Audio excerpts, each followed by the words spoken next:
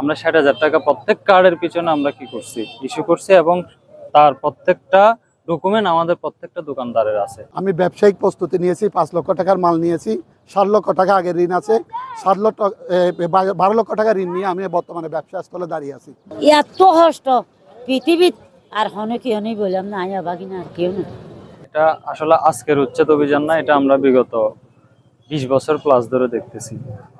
এখন আমাদেরকে কার্ড দেওয়া হয়েছে, কার্ডের অনুযায়ী আমরা প্রত্যেক বছর রিনিউ ট্রান্সফার করি, 2টা ব্যাংকে আমরা টাকাগুলো দিয়ে থাকি। হয়তো আপনারা বিভিন্ন সময় আমাদের থেকে এখানে এসে আপনারা অনেক সময় এই তথ্যগুলো নিয়েছেন। আমরা এলআর ফাউন্ডে আপনার বিশেষ করে আপনার সোনালী ব্যাংক আর আইএফআইসি ব্যাংকে আমরা প্রত্যেক বছর টাকাগুলো দিই।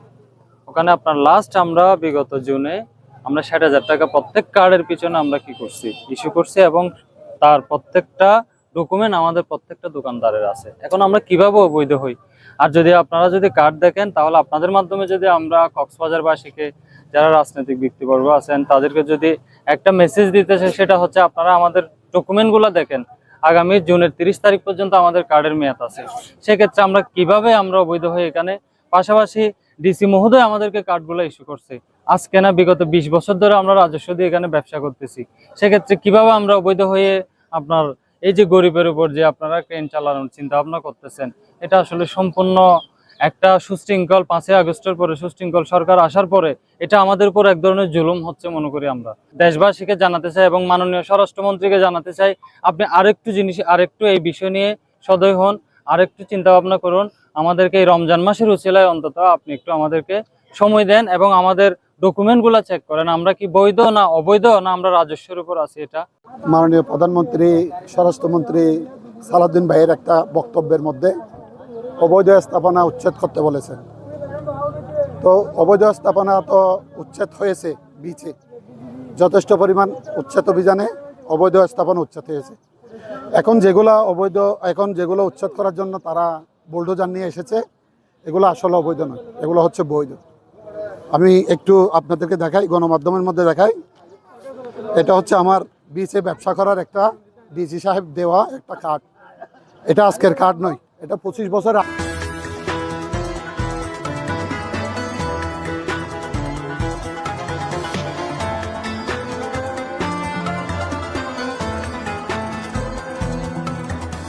আগের কার্ড।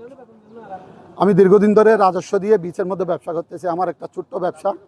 এই ব্যবসা নিয়ে ঈদের মৌসুমে আমি ব্যবসায়িক প্রস্তুতি নিয়েছি, 5 লক্ষ টাকার মাল নিয়েছি, 7 লক্ষ টাকা আগে ঋণ আছে, 12 লক্ষ টাকা ঋণ নিয়ে আমি বর্তমানে ব্যবসা স্থলে দাঁড়িয়ে আছি।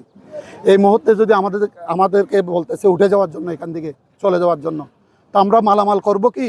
আমরা মানুষের ঋণ আদায় করব কি? আমাদের যদি এই যে সামনে যদি আরও ঈদের 1 মাস পর্যন্ত যদি ব্যবসা করার সুযোগ দেওয়া হয়তো, তাহলে আমরা ওই ঋণ থেকে উঠে আসতে পারতাম। আর এরা উপরের মহল কি করতে চাইতেছে সেটা আমরা আসলে পরিষ্কার নয়।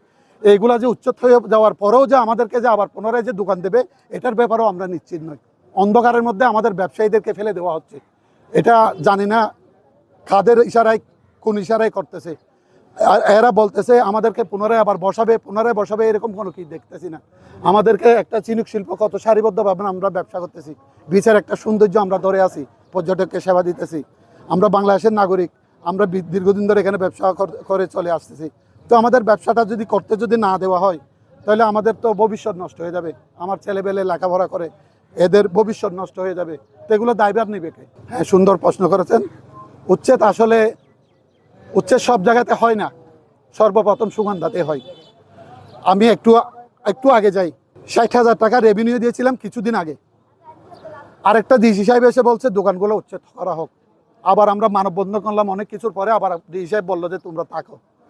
অনেক একটা লম্বা সময় আমরা কি করলাম, আন্দোলন করলাম, মার্কেটে আবার পুরোপুরি ঠিকই আছে। আবার এখন বলতেছে আবার উচ্ছেদ হওয়ায়, কিন্তু এখানে কার্ডের মধ্যে এখনো পর্যন্ত জুন পর্যন্ত একটা কি আছে, আমাদের কি আছে, সময় আছে। সময় থাকা অবস্থায় আমাদেরকে যে বুলডোজার চালিয়ে যে উচ্ছেদ করা হচ্ছে, এটা কি বৈষম্য নয়? আমাদের উপরে বৈষম্য হচ্ছে না? আমরা তো বৈষম্য শিকার হচ্ছি, আমরা সাধারণ ব্যবসায়ী। আমাদের উপরে যদি আইন এভাবে চলে, তাহলে আমরা যাবো কোথায়? এটা তো আইনের দ্বারাতে পারে না।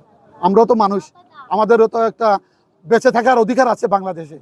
না হলে আমাদেরকে বলো তোমাদের আইডি কার্ডগুলো দিয়ে দাও, তোমাদেরকে বাতিল করে দিলাম, তোমরা রোহিঙ্গা চলে যাও।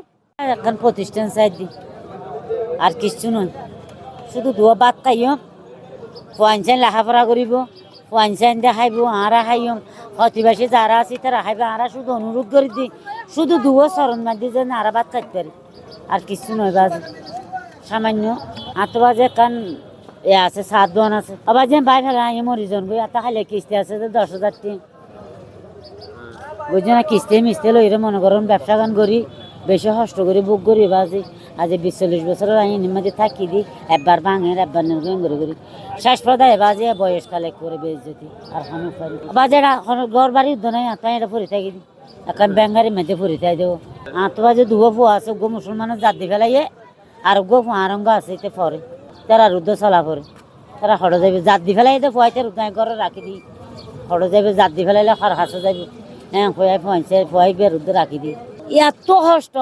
পৃথিবীত আর হনে কেউ নেই বললাম না আয়া বাকি না আর কেউ না তাহলে মানে কিস্তি আছে এত কষ্ট আর পৃথিবীত কেউ নয় আয়া চিন্তা করে চাই